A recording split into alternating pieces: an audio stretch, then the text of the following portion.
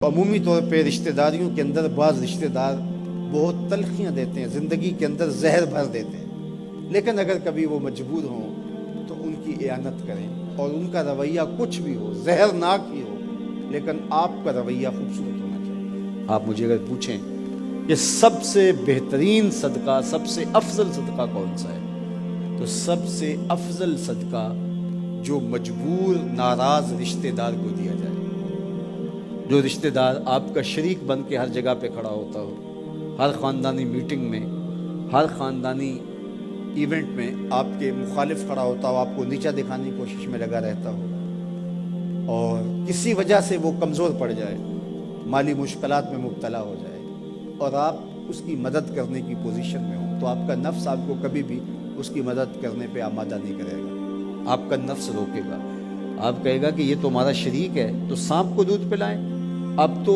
اس کا سر پاؤں تلے آیا ہے، اس کو تو کچل دے، یہ تو میرا دشمن ہے، اس کو طاقت دوں۔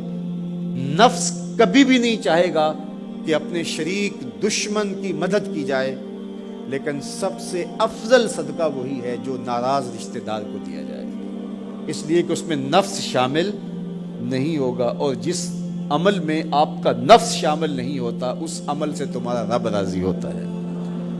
تو رشتہ داروں کے ساتھ سلوک اچھا کرنا، رشتہ داروں کے ساتھ رویہ خوبصورت کرنا، یہ تمہاری زندگی کا اصول۔ مجھے بتائیے، اہل مکہ نے، حضور کے رشتہ داروں نے حضور کے ساتھ کیا سلوک نہیں کیا تھا؟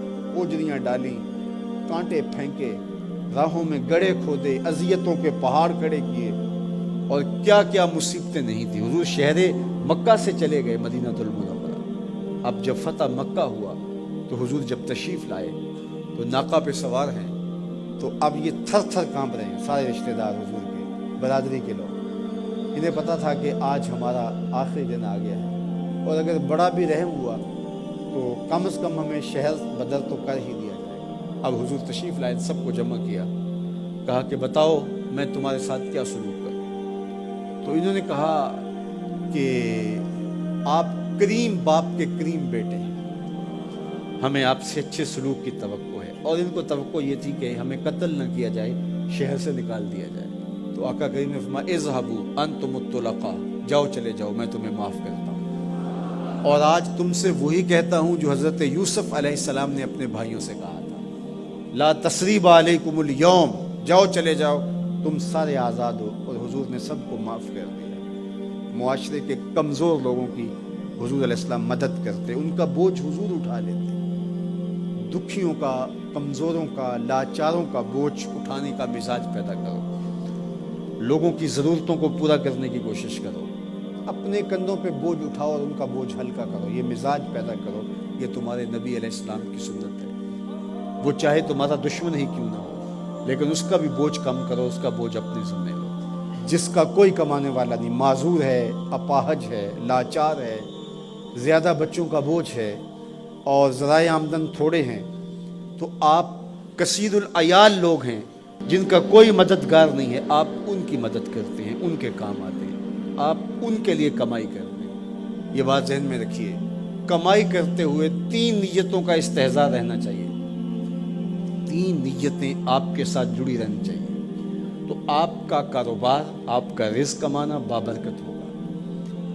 اگر چوتھی چیز جڑ گئی تو آپ کے کاروبار میں، آپ کے رزق میں پیچیدگی آنا شروع ہو جائیں گی۔ سب سے پہلی نیت آپ کے ساتھ یہ جڑی ہو، عموماً ہم سب کے ساتھ یہ نیت جڑی ہوتی ہے، اور وہ یہ کہ ہم اپنی ضروریات کو خود پورا کریں اور سوال کی ذلت سے بچیں۔ دوسرا مقصد، جو میرے زیر کفالت لوگ ہیں، وہ بچے ہیں، بیوی ہے، بوڑھے والدین ہیں، وہ چھوٹے بہن بھائی ہیں، یا جو لوگ بھی میرے زیر کفالت ہیں، ان کی ضروریات کو میں نے پورا کرنا ہے، اور اس کے لیے میں یہ رزق کما رہا ہوں۔ تیسرا مقصد ہمارے ساتھ جڑا ہونا چاہیے، اور جب بھی ہم کمائی کر رہے ہیں تو ہمارے ذہن میں یہ بات ہو کہ معاشرے کے وہ لوگ، وہ میری گلی میں ہیں، میرے رشتہ داروں میں ہیں، میرے محلے میں ہیں، یا کہیں اور ہیں، جن کا کوئی کمانے والا نہیں ہے اور مجبور ہے، میں ان کی مدد کروں۔ اللہ مجھے اس کاروبار سے، اس وسیلہ رزق سے اتنا عطا کر دے کہ میں اپنے بچوں کی کفالت بھی کروں گا، اپنی ضرورت بھی پوری کروں گا،